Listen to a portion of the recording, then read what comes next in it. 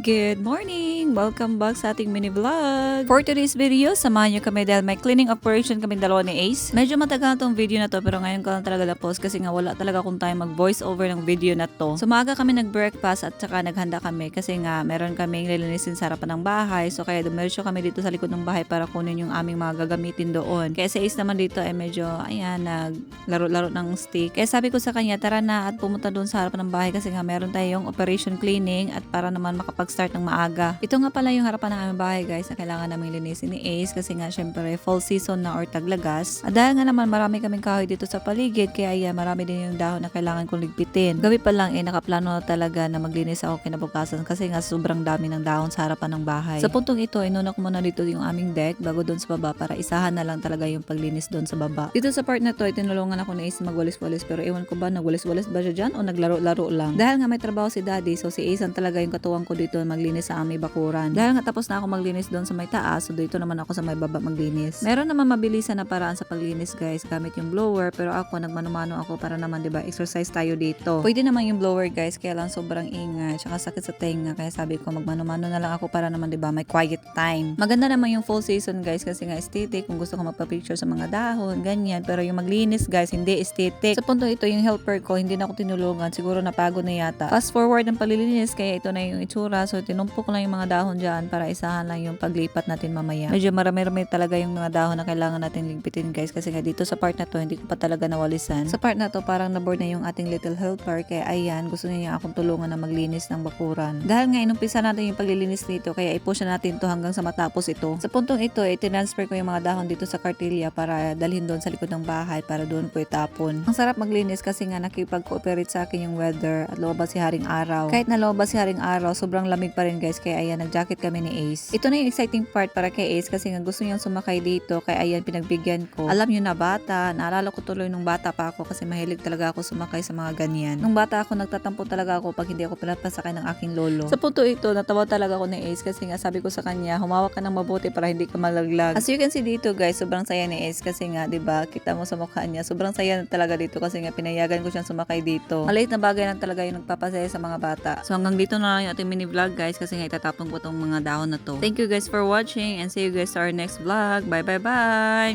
Mwah!